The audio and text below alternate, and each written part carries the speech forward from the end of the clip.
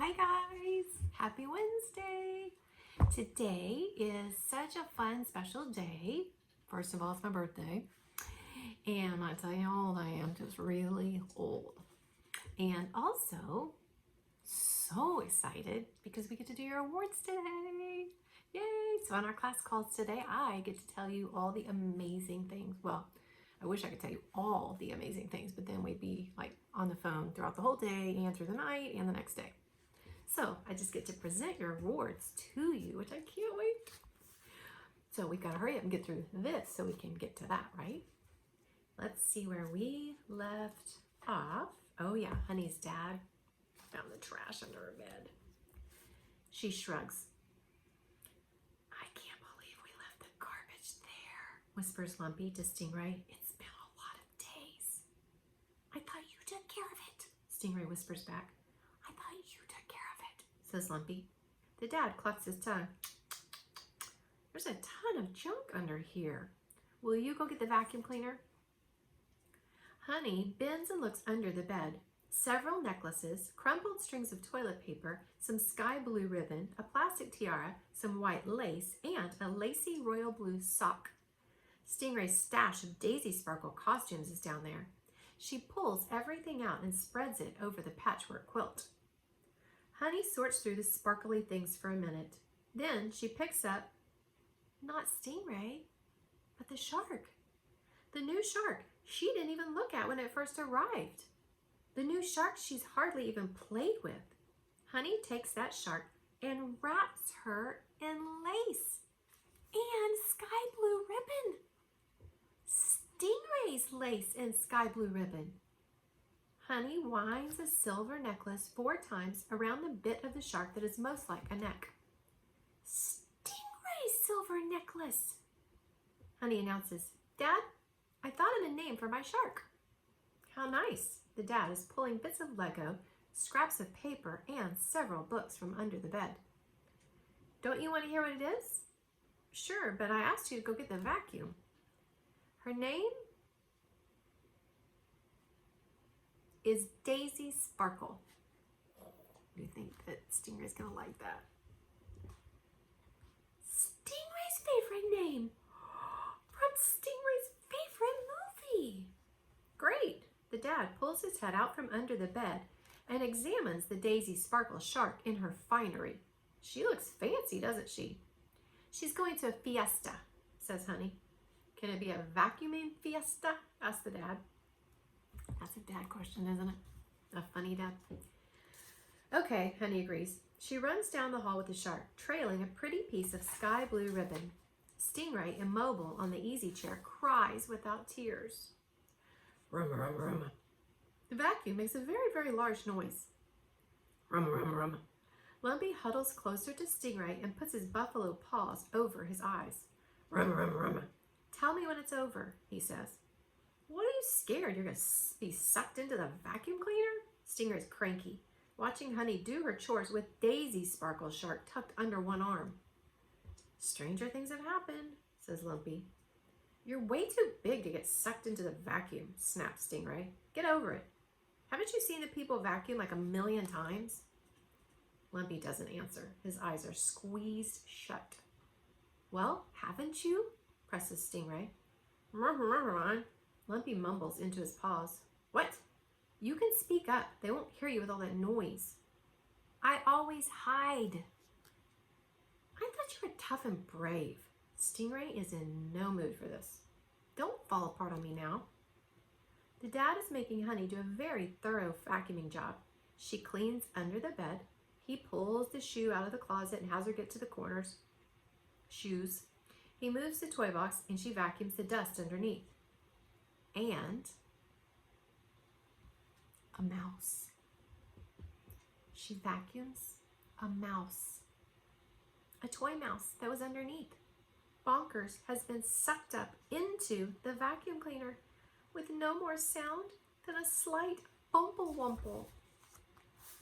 Lumpy and Stingray see it all from their place on the easy chair. But they can't move. They can't call out. Bonkers is somewhere deep inside that loud machine. She didn't even notice, whispers Stingray, shocked. Rum, rum, rum. Finally, Honey switches off the vacuum. Her dad puts it back in the hall closet. Honey grabs the box of silent Barbies, still holding Daisy Sparkle, trots downstairs. Like nothing bad has even happened.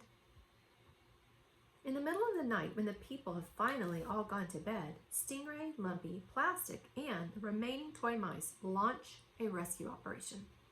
Down the hall to the vacuum cleaner closet. Hold up, yells Daisy Sparkle, launching herself after them. Oh, you needn't trouble yourself, says Stingray. She's still mad about the princess costumes and the attention from Honey.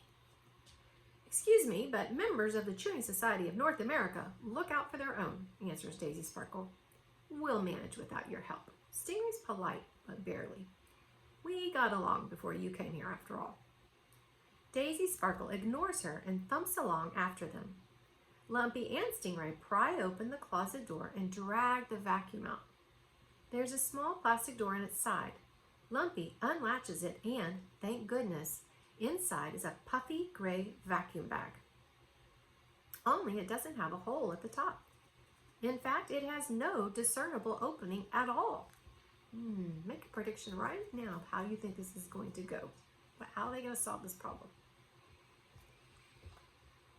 Take that bag thing out, urges Plastic. Lumpy leans over, grabbing the bag in his paws. He joggles it side to side and finally pulls it out of the vacuum cleaner and into the hall.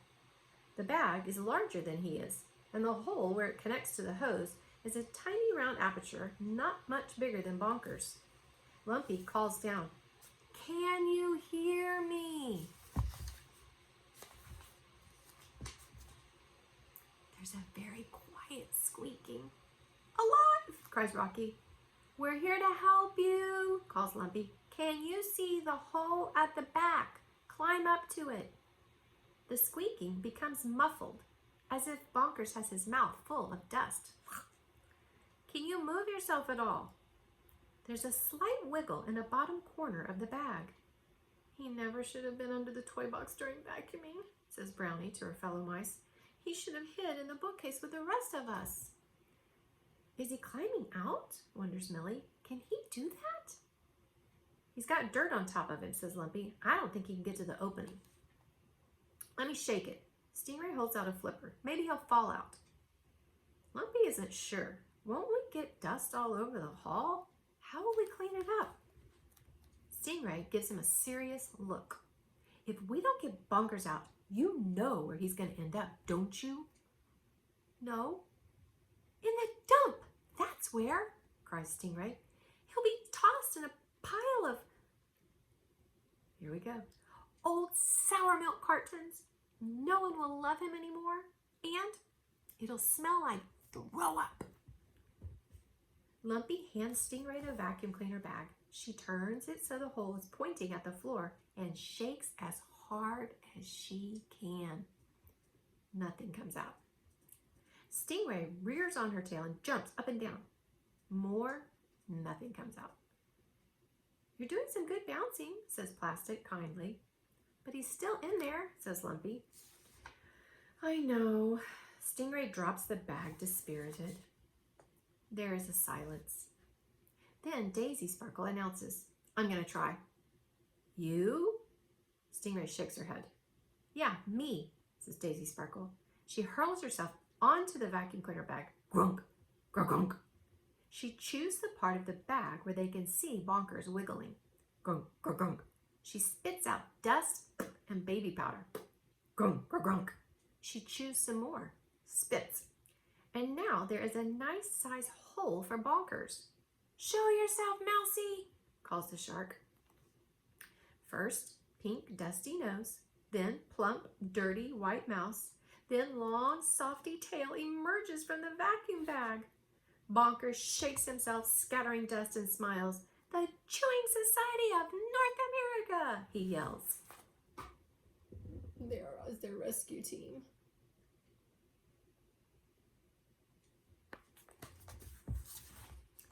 Jubilant, hugging the shark as best he can without any visible arms or legs, the Chewing Society of North America performed a heroic rescue.